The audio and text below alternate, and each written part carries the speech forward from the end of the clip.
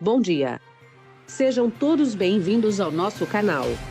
Aqui é Carla Franco do canal Corona News trazendo para você algumas informações sobre a crise no setor de turismo em meio à pandemia.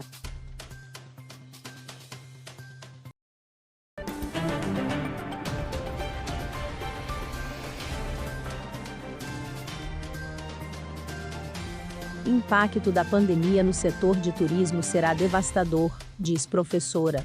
Com as medidas de distanciamento social impostas pela pandemia de Covid-19, o setor de turismo será duramente afetado, e os prognósticos são preocupantes. Apenas no Rio de Janeiro, são mais de 80 hotéis fechados, afirma o presidente da Associação Brasileira da Indústria Hoteleira no Rio de Janeiro. Segundo Alfredo Lopes, o setor busca não demitir e deu férias coletivas e folgas por banco de horas para seus trabalhadores. Dentre tantas discussões que se travam em torno da disseminação do novo coronavírus e da Covid-19, uma das importantes dentre essas discussões que está sobressaindo é a que diz respeito à indústria do turismo. Como, por exemplo, as férias coletivas em época de quarentena da Covid-19 podem afetar a recuperação do setor de turismo. Férias coletivas concedidas aos funcionários desta área. Sobre estas questões, conversamos agora com o empresário Alfredo Lopes, presidente da Associação Brasileira da Indústria Hoteleira no estado do Rio de Janeiro. Boa tarde, prezado amigo Alfredo Lopes. Boa tarde. Bom, falar um pouco sobre a pandemia, né, na área do turismo, que pegou em cheio principalmente os hotéis, que é uma das bases da indústria do turismo. Alfredo, as informações divulgadas pela mídia dão conta de que a saída de muitos empresários do setor de turismo para a quarentena imposta em virtude da pandemia de Covid-19 foi dar férias coletivas a seus funcionários, o que acabou impactando o planejamento de férias de boa parte da população e levantou preocupações no próprio setor do turismo. Como as férias coletivas dos funcionários do setor em função do coronavírus podem afetar a recuperação do turismo?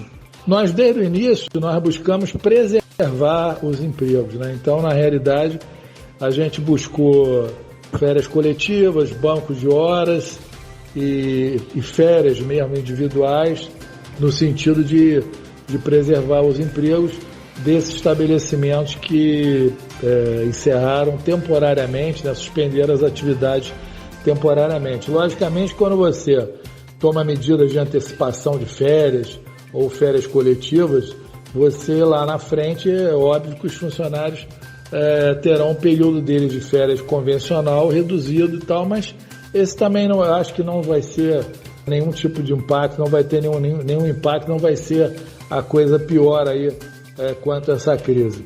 Já se tem uma estimativa de perdas no setor de turismo com a pandemia do coronavírus? Além de conceder férias coletivas a seus funcionários, que outras medidas estão sendo cogitadas e ou adotadas pelos empresários do turismo?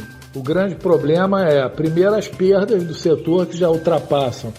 Até o dia final de abril aí nós já vamos ultrapassar as margens dos 130 milhões de perda, né? Isso por conta dos mais de 80 estabelecimentos fechados, né, principalmente hotéis de grande porte, como o Fairmont, o Hilton, o Sheraton, enfim.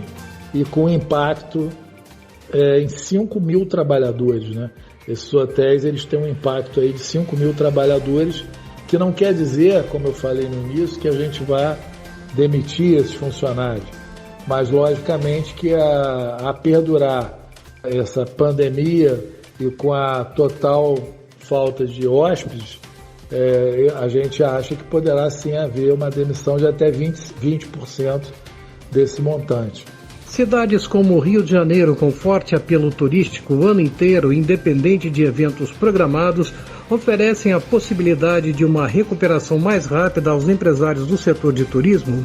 E por fim, Alfredo Lopes, o que os empresários do turismo esperam do período pós-pandemia do coronavírus? Outro ponto a ser enfocado, quer dizer, o Rio de Janeiro ele tem, logicamente, um apelo muito grande. E a gente tem que pensar esse ano agora aí em mercado nacional, né? O mercado internacional vai demorar muito e o mercado nacional, mesmo assim, a gente acha que a partir de junho ele vai começar a retomar, mas na área de negócio, que é o que realmente sustenta a ocupação do Rio de Janeiro durante todo o ano. O turismo de lazer ele é muito concentrado no final do ano, porque no final do ano você tem o Carnaval, o Réveillon e o verão. Então o turismo de lazer a gente acha que ele vai acontecer mesmo no final do ano, logicamente sempre tendo uma redução. A gente não pode esperar que tenha o mesmo número de pessoas que vieram aqui no Rio de Janeiro no último Carnaval e no último Réveillon, que aliás foi um recorde de público. Mas também pensamos que as pessoas vão estar todo esse período, né, de quarentena, passearem dentro do próprio país, se distraírem um pouco, e é nisso que nós estamos focando no nosso pleito junto à Embratur, para que a Embratur, este ano, apesar dela ser focada no mercado internacional, o nosso pleito é que esse ano ela foque no mercado nacional, que é o que vai poder responder mais rápido, está aqui, né, ao lado, principalmente o Rio de Janeiro, uma posição estratégica aí junto ao mercado de São Paulo. Então é mais ou menos esse aí que é o panorama, e a gente espera que alguns hotéis já comecem a partir de 30 de abril, início de maio, alguns hotéis já devem retornar à operação. Muito obrigado, um forte abraço aí, meu amigo. Um abraço, prezado amigo Alfredo Lopes, muito obrigado por mais essa entrevista. O presidente Jair Bolsonaro editou medida provisória para buscar atenuar os efeitos da crise de saúde pública no turismo.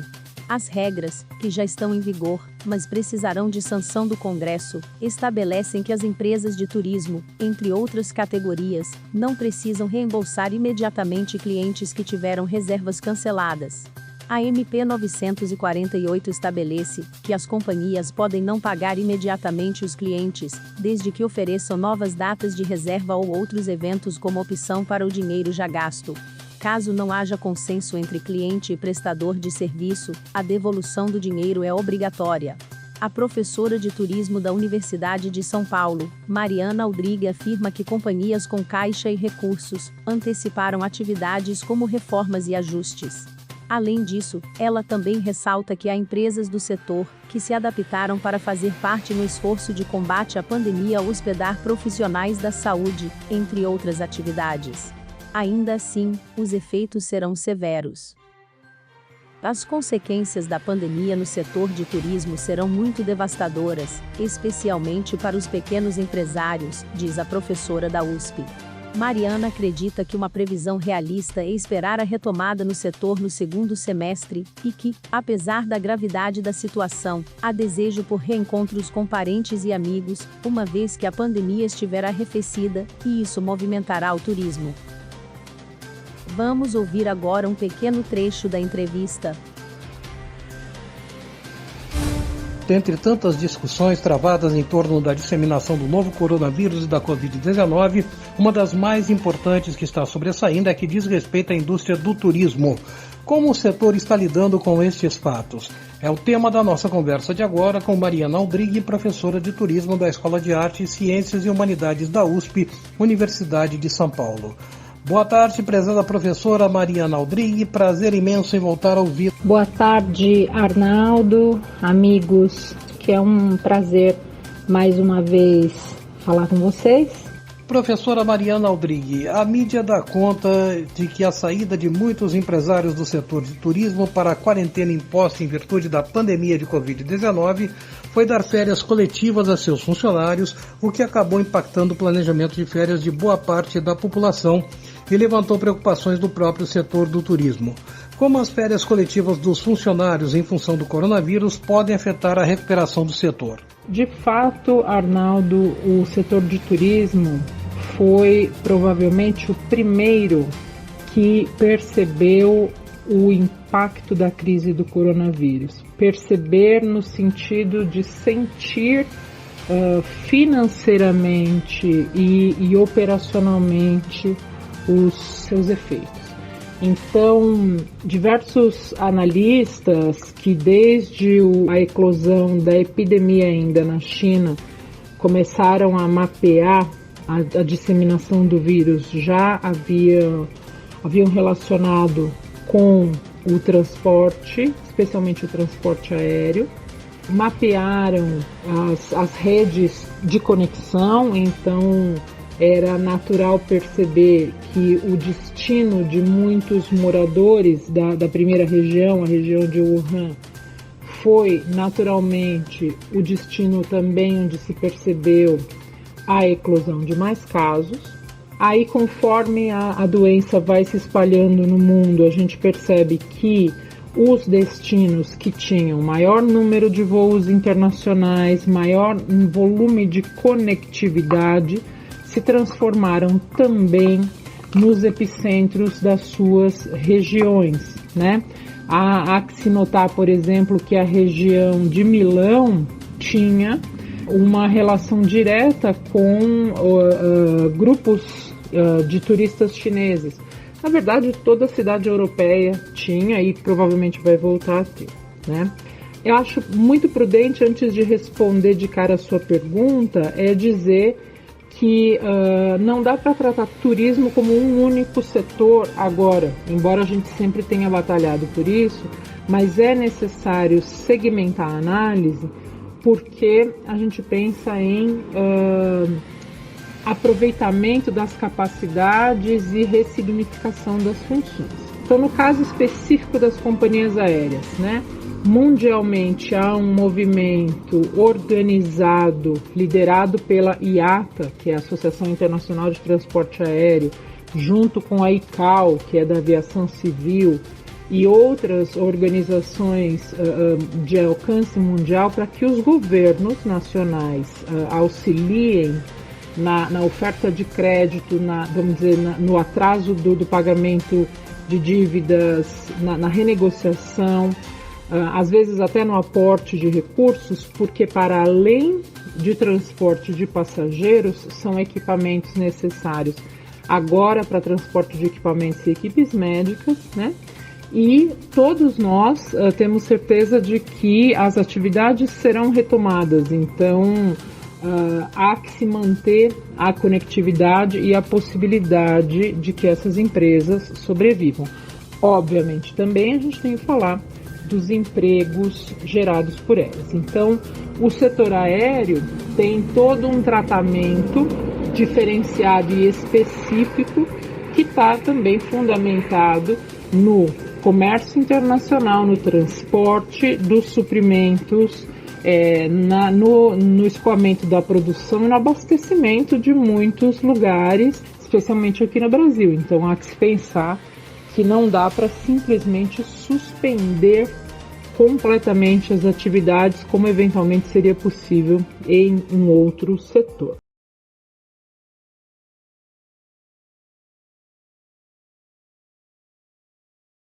Mais afetado, e aí a gente estava esperando para tomar a decisão e ver o que a gente realmente, qual o próximo passo, né, que a gente ia fazer. Eu vou ler o comunicado para vocês aqui. Depois que eu ler o comunicado, cada líder do setor vai distribuir para vocês aqui um papel, uma cópia disso que eu estou lendo e mais algumas instruções. Vamos lá. Comunicado de rescisão. Considerando a situação econômica que afligiu não só a empresa, mas todo mundo neste momento, considerando que a empresa tem sua receita exclusivamente proveniente da exploração do ramo de turismo, e esse setor econômico foi o mais atingido pela pandemia, com fechamento de hotéis, cancelamento de voo, etc. Considerando que a empresa, preocupada com seus colaboradores, na incerteza de poder cumprir suas obrigações, até mesmo saldar salário, neste momento de indefinições, e que a rescisão contratual de trabalho proporcionará a percepção do seguro-desemprego e do levantamento do saldo FGTS pelo empregado. Considerando que atualmente não há qualquer programação de atividades pelos vindouros próximos. Vimos, com muito pesar, comunicar a Vossas Senhorias a rescisão contratual, conforme ao artigo 501 da CLT, com efeito imediato.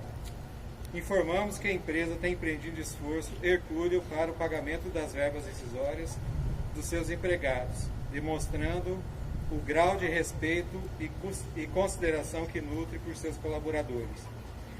Agradecemos a compreensão e a colaboração de todos os nossos empregados e fazemos votos que todos possamos passar por essa fase sem maiores sequelas. Informamos, Vossas Senhorias, que providencie a entrega dos equipamentos de trabalho no escritório da empresa até o dia, conforme cada um vai receber aqui a orientação do dia, que é para comparecer à empresa para entregar carteira de trabalho e todos os documentos. Porto Seguro, 31 de março de 2020. Gente, essa decisão, não tenha dúvida que ela foi muito difícil de tomar. É difícil até falar todo mundo para entender. Mas o que acontece? Nos próximos meses a gente tem uma indefinição muito grande, a gente não sabe o que vai acontecer. Então, uma decisão errada que a empresa tome nesse momento, lá na frente a gente não consegue se reerguer. Ninguém, não tem empresa para trabalhar. Então, nesse momento a empresa toma essa decisão para todo mundo ter acesso, todo mundo tem lá seu fundo de garantia depositado, tudo certinho, todo mundo vai ter acesso ao fundo de garantia, a sua rescisão, vai ter acesso ao seu seguro-desemprego. De repente, essa decisão tomada daqui 90 dias com incerteza no mercado, a gente não consegue dar esse passo que a gente está dando agora, que seria saudar com todos vocês, e aí lá na frente nós teríamos um problema maior ainda. Receberíamos 3 meses de salário, e lá na frente ninguém recebe sua rescisão, sua multa de FGTS, e não teria acesso ao seguro-desemprego. O que nos dá uma esperança muito grande em Porto Seguro? Sempre foi um dos melhores e maiores destinos da CVC. Nós acreditamos, eu falo, toda a equipe, o Alexandre, que é o dono da empresa, a gente acredita que quando começar a máquina a girar novamente, nós seremos os primeiros e os mais beneficiados. É o destino mais perto do Sudeste, é o destino que a CVC sempre apostou muito, e a gente acha que começa tudo por aqui de novo. Seremos os primeiros beneficiados também quando começar. Mas a gente precisa saber. Até 15 dias atrás ninguém sabia, ninguém imaginava que ia acontecer um negócio desse. E olha a situação que está o Brasil, todo mundo, todo hoje. Tá? Conto com a compreensão de vocês. É muito difícil realmente dar uma notícia dessa para todos vocês. Colaboradores que sempre foram aí tão dedicados à empresa, estão aí junto com a gente nesse trabalho tão bom que a gente sempre vem fazendo. Ok? Obrigado a todos. Qualquer dúvida, estou sempre à disposição de vocês. E a gente vai distribuir agora os comunicados e os...